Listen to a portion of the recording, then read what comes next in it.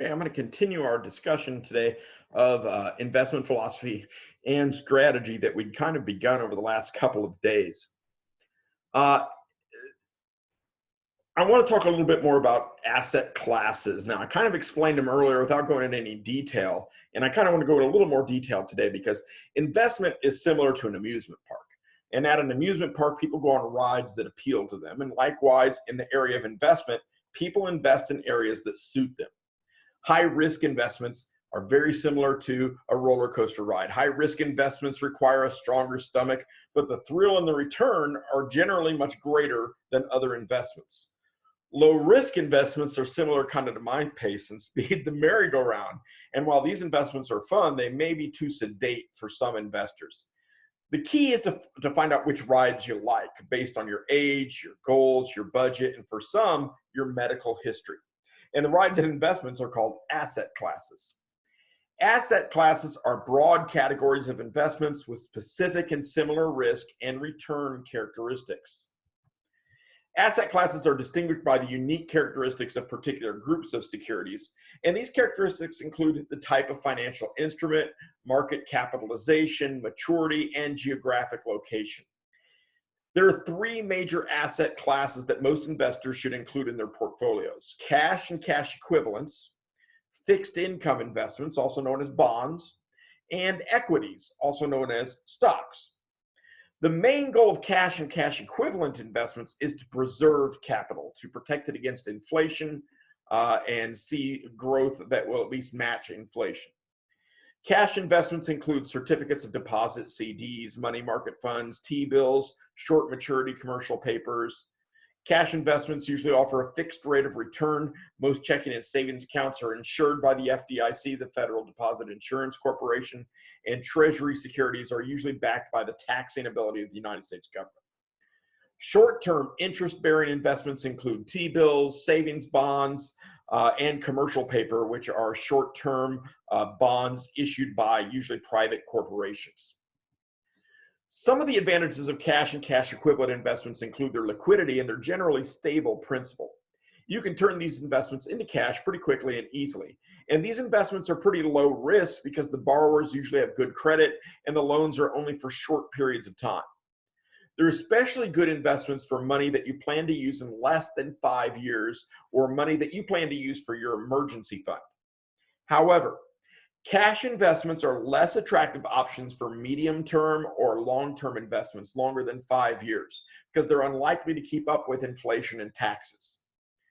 You should use cash investments for the purpose of your emergency fund, maintaining liquidity and some diversification, but realize that this asset class will do little to improve your portfolio's overall performance. The second type of asset class, the fixed income investments, their main goal is to provide income and to earn returns in excess of inflation. And there are two different types of fixed income assets: taxable bonds and tax-free bonds.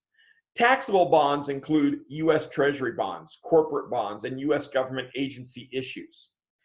Tax-free bonds include bonds issued by the United States government agencies like Fannie Mae and Freddie Mac, which sell mortgage debt, basically. Tax-free bonds may also be revenue bonds or general obligations bonds and may be issued by state or local government and agencies.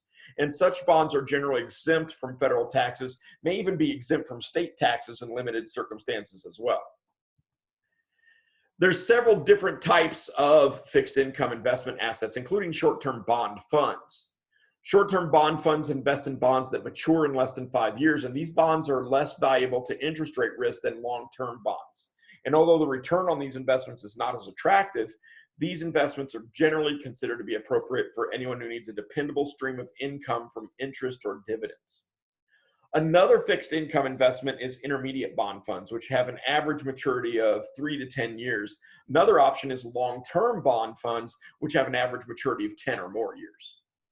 And these long-term bonds are much more vulnerable to interest rate volatility because the principal is at risk for a longer period of time, however. The advantages of fixed income assets include that they offer a greater potential for return than cash investments, although they involve greater risk. Fixed income assets are also a good diversification tool for a long-term stock portfolio because bonds generally behave differently than stocks do. The disadvantages include that the returns on fixed income assets have historically been lower than the returns on stocks, though. Fixed income assets are also very susceptible to interest rate changes and other risks that stocks are not. Generally, fixed income assets are not good long-term investments by themselves because they do not provide enough growth to beat inflation over long periods of time. However, these assets should be part of an overall diversified portfolio as short-term protection against what you have in stocks and equities. The main goal of stock investment is to provide growth and to earn returns in excess of inflation. The stock market has historically been the only investment that has consistently outpaced inflation in the long run. From 1926 through the year ending 2006, large cap stocks have earned an average 10.4% compound annual return, while small cap stocks have earned an average 12.9% compound annual return. So when you buy a share of stock, what you're actually buying is ownership in a business's earnings and assets. You therefore, when they have earnings or assets, receive a proportionate share of the profits through dividends and benefits that stem from increases in the company's share price. So if you buy a share of stock for $100 and it goes up to $150 and you sell it, you've made $50 because the company is worth more. Dividend is a share of revenue. So if your company you bought a $100 share of stock in, makes $100,000 and decides to divide the profit amongst its 1,000 shareholders, well, now you have $1,000. And so it's up to the company, though, whether they issue dividends. And there are certain classes of stock that will determine whether you're eligible for a dividend or not. So it can get tricky. Apple, it famously always took their the profit they made and rolled it over into research and development until that was a few years ago, 2 or 3 years ago. The stockholders at their annual shareholder meeting kind of had a revolt and demanded to be paid some sort of dividend so that they could all share in the profits as part owners of the company, realistically. So what dividends are there for, are then just a distribution of a portion of a company's earnings decided by the board of directors to a class of its shareholders. The dividend is most often quoted in terms of the dollar amount each share receives, dividends per share. It can also be quoted in terms of a percent of the current market price, referred to as dividend yield. So if the current market price of your stock is $100 and the dividend you're getting is $1, then the dividend yield is 1%. Equity asset classes are mainly classified by 3 factors: the market capitalization, the type of company, and the geographic location. Market capitalization, or what we also just call market cap, is one way of measuring the size of a company. Market cap is calculated by multiplying the market price of the stock by the number of shares or the number of ownership pieces outstanding.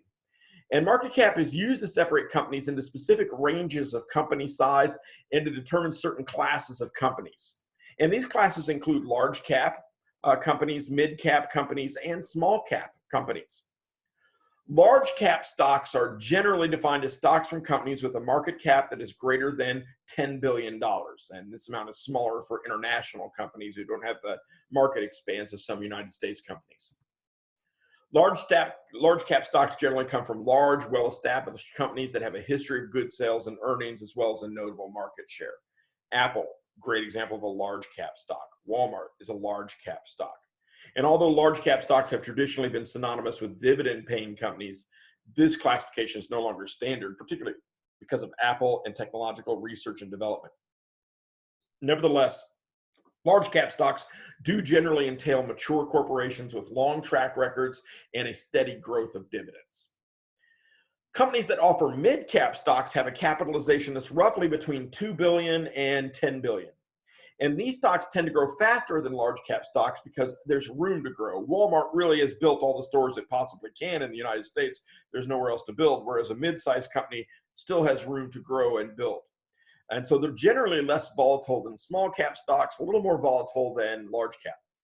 Mid-cap stocks generally perform in a similar manner to the small cap asset class. And for asset allocation purposes, mid-cap stocks are generally not considered a major asset class. Companies that are small cap stocks generally have a market capitalization of less than $2 billion. and they're small or sometimes newer US and global companies that are still developing. So they have a smaller market share than their large cap counterparts, but they also have tons of room to grow. Small cap companies are subject to greater volatility in stock price because there's a lot of uncertainty, and they tend to fail more frequently than larger companies who've been established for a while. However, they are generally expected to grow faster than larger companies. So a little bit riskier, but you can generally get a better return on them than a large cap, but there is the risk return ratio there. The type of company, how we measure asset classes, within the large, mid, and small cap stock categories, there's two separate types of stocks: growth stocks and value stocks. Growth stocks are offered by companies whose earnings are expected to grow much more rapidly than the market. In the United States, the proxy or benchmark for the US equity market is sometimes considered the Standard & Poor's 500 index. The S&P, Standard & Poor's is an investment magazine, and they have an index of 500 stocks, the 500 top stocks in the United States, and then they give you an average of those to use as a benchmark. And these companies frequently focus on developing new technologies in the S&P 500. When compared to the market, value stocks are cheap stocks, at least in terms of low price earnings and low price to book value ratios. And those are calculated formulas used to measure the performance of a stock. And we'll look at them in a little bit later. Matter of fact, your next Market Watch journal that we'll go through next week is in regards to that. So value stocks are offered by companies that have potential for good long-term returns through both capitalization and appreciation and dividends. And they have this potential because they are inexpensively priced in relation to the market. So if the market for, let's say, stock and retail stores, the average price is about $150 a share, and this company is new to the market and their share price is only $25, it's pretty cheap compared to the rest of that market. Location is another way we divide up stocks, and stocks can be classified according to the location of the business. International stocks are stocks outside the United States. Global stocks are stocks that are either international or in the United States or both. Regional stocks are stocks from a specific region, such as Europe or Asia. Emerging market stocks are stocks from countries that are not considered developed, such as Uganda, some South American countries. International investments, of course, involve additional risks, such as differences in financial accounting standards. What one term in the United States means might mean something different in Kenya, for example, because their laws are a little bit different. Currency fluctuations, obviously the Kenyan, and I'm not even sure what their value is, what they use for dollar, compared to the US dollar, it's going to go up and down. Political instability, they're going to be a war tomorrow and they're going to be overthrown, just like it's happened in the last 25 years, 3 or 4 times. Foreign taxes and regulations are going to be different than the United States, and the potential for illiquid markets. In other words, you want to sell, but the country is just so poor that nobody can buy. Now, stock mutual funds, we've kind of already spoken about, but they're funds that own stock in specific groups or types of companies. And when you invest in a stock mutual fund, you're buying a share of multiple companies. And this group of companies changes over time depending on the fund manager, the guy who actually runs the investment part of it. You're responsible for paying taxes on all distributions from the mutual fund, and these distributions are taxed at your level, not at the fund level. So in other words, if you get $100 and that adds to your adjusted gross income, and if that bumps you into the next tax bracket, then you're paying tax in the next tax bracket. Mutual funds are generally delineated by investment objective and may include any of the asset classes that we've actually already discussed. Preferred stock is a class of ownership in a corporation that has a higher claim on the assets and earnings than common stock. Preferred stock generally has a dividend that must be paid out before dividends to common stockholders, and the shares usually do not have voting rights. So preferred stock usually costs a little bit more. There's not as much growth in it, but you're the first entitled to a share of the profits, and if they go under, a portion of the sale of the assets. So the precise details as to the structure of preferred stock is kind of specific to each corporation. They have to draw up their plan for how many shares they will issue, what type of stock each of the shares will be, and their corporate governance structure. That's part of their filing with the Securities and Exchange Commission to get permission from them to even begin selling stock. However, the best way to think of preferred stock is as a financial instrument that has characteristics of both debt, bonds, fixed dividends, and equity, potential appreciation, also known as preferred shares. And there are certainly pros and cons when looking at preferred shares. Preferred shareholders have priority over common stockholders on earnings and assets in the event of liquidation, and they have a fixed dividend paid before common stockholders, but investors have to weigh these positives against the negatives, including giving up their voting rights and less potential for appreciation. Now, common stock, however, is a class of ownership in a corporation that can be paid dividends after preferred stockholders, and they have no right to assets in the event of liquidation. In other words, if the company goes under and they sell everything, you don't have anything, you lose it all. But they do have full voting rights in the corporation, and they have the full potential for appreciation of their equity. In other words, common stock has a lot more room to grow, and you could benefit from buying a share at $100 and selling it at $150. Blue chip stocks, and this is just a kind of categorical term used in the financial media, these are just the stocks of the largest and best managed companies, and they change from time to time. There's not a specific list of blue chip stocks, and the stocks that are considered blue chips change from year to year. The phrase blue chip relates to poker, where the blue chips are the highest value of chips. Income stocks, again, not a precise category of stocks, but a category of stocks that are from companies that pay dividends on a regular basis historically. That doesn't mean it can't change, but historically, they have done it.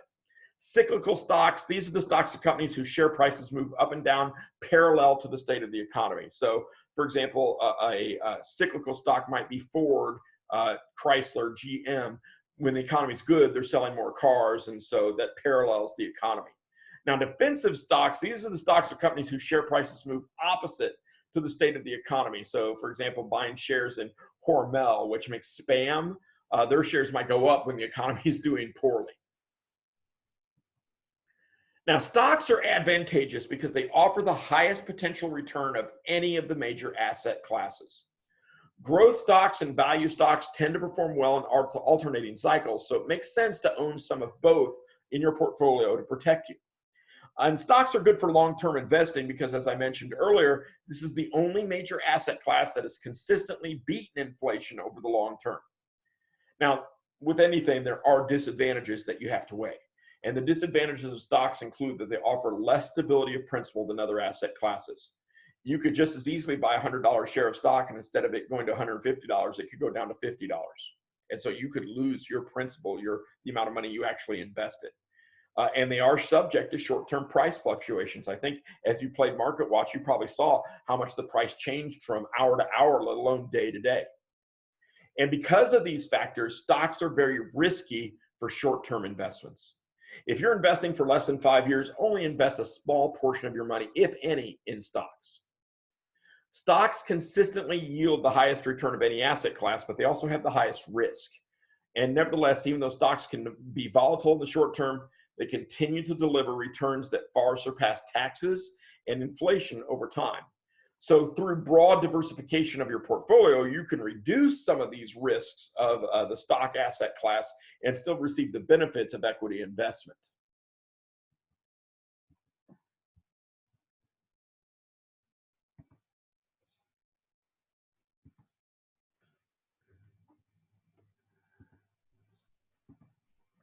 I want to continue on because this isn't very long, so I try to combine these two in one day. There are a number of important terms that you should understand before you begin working with stocks. Common stock is one term. Common stock is an ownership share of a company. The company initially sells common stock through an initial public offering, or IPO.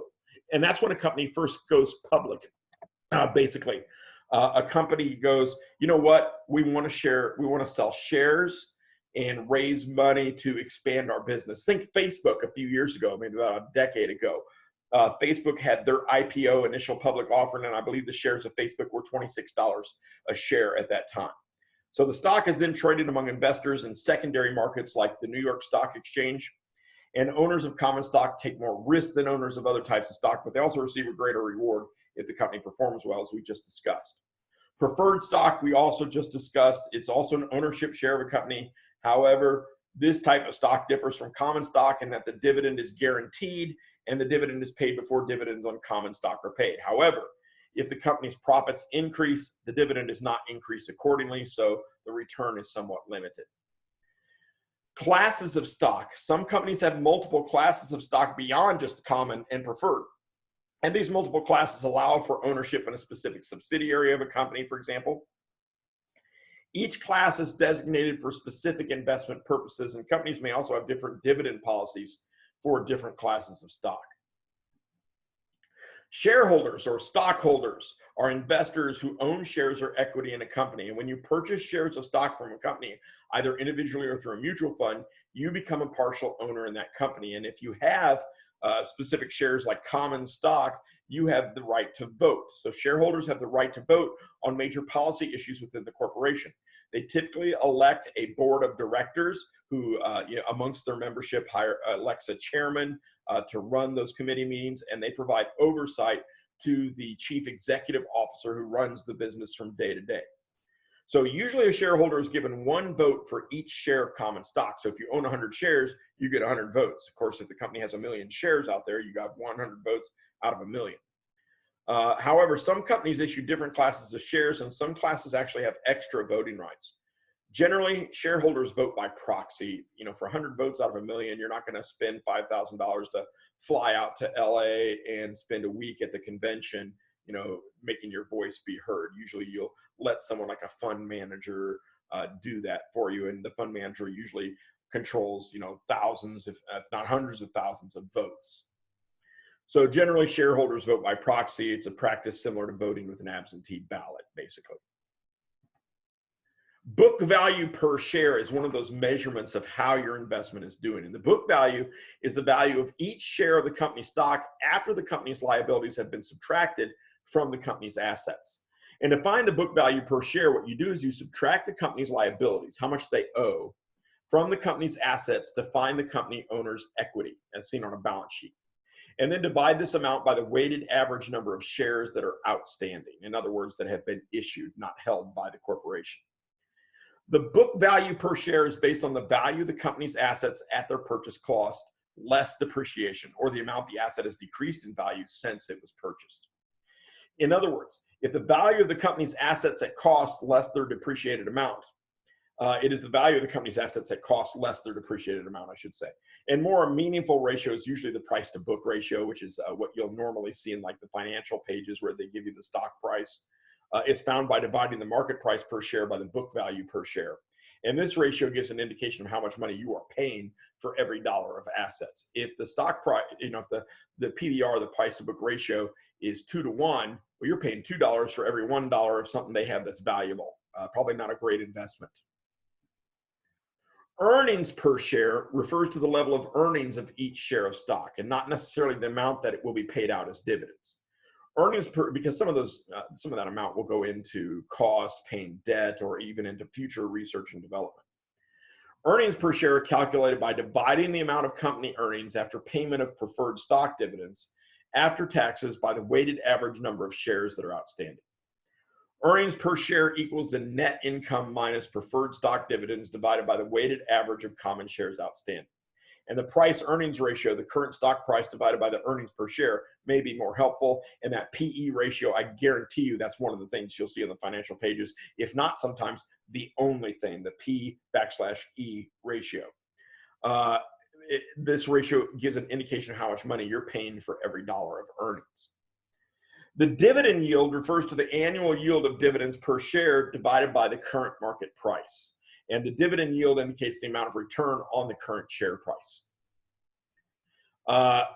Stock splits, if the price of a stock is too high, and Apple has done this a couple of times, where the price of Apple has gone up to about $1,000 a share, and Apple goes, we're never going to raise any money on this, and it's doubtful that the $1,000 shares will ever grow in value because we've kind of hit the limit here. $1,000 is pretty expensive. And so, it's not going to grow much, and people aren't going to buy it and raise the price of it because it's too expensive to buy. So what they'll say is if you own one $1,000 share of stock, they'll do a split. Now you own two $500 shares, and there's more room for growth. So typically stock splits are good things. So if the price of a stock is too high, most investors are reluctant to buy new shares. So to keep the price of a company stock in the preferred buying range, roughly $6 to $100 per share, a company will often split a stock. And a stock split of X for one stock would cause the current share price to decline by the stock price divided by X. And those splitting stock, a company is able to keep its share price within buying range and keep room for growth and investment. For example, assume you have 10 shares of stock priced at $100 per share. That's $1,000 total.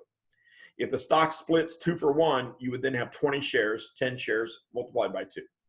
The price of the stock would most likely decline from $100 per share to $50 per share, $100 divided by 2 again. You would still have the same total value of $1,000, but the price for each share would now be $50 per share instead of $100 per share, and you would now have 20 shares instead of 10 shares.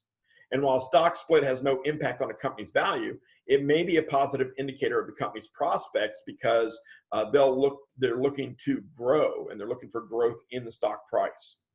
Now, a reverse split is kind of the opposite. If the price of the company stock is too low, the company may do a reverse split and it reduces the number of shares outstanding. It raises the stock's price to bring the price closer to the preferred buying range. And so usually a reverse split is not a good indicator of a company's success. A reverse split is just the opposite of a stock split. Now, stock repurchases happen when companies buy back their own shares. And this is generally positive for the investor because each time a company repurchases stock, the investor owns a larger proportion of the company. And so, if there's 1 million shares outstanding and the company decides to repurchase 100,000 of those shares, well, now there's only 900,000 shares outstanding, which means that you take the percentage you own and increase it because there's less shares out there. Now, I tried to explain to you before that stocks are not gambling, and that there is a way to measure and quantify stocks so that you know that whether or not you're making a decent investment. Now, granted, nothing is 100% guaranteed. Things can happen like this coronavirus shutdown, who'd have guessed, that will affect stocks. But it does give you a much better guide as to the performance of a stock than just, wow, that sounds like a good stock. I saw someone wearing those shoes yesterday. And so, investing is not gambling, and that's what I want to demonstrate. But I'm going to wait until Tuesday to do that because this goes along very well with your Market Watch Journal entry number 4, which is what I'm going to go over Tuesday on this. So if you guys don't have any questions, then I think I will just conclude this today. Do you guys have any questions? Okay. All right, well then I'll see you Tuesday. You guys enjoy your weekend and we'll start talking about valuating stocks then.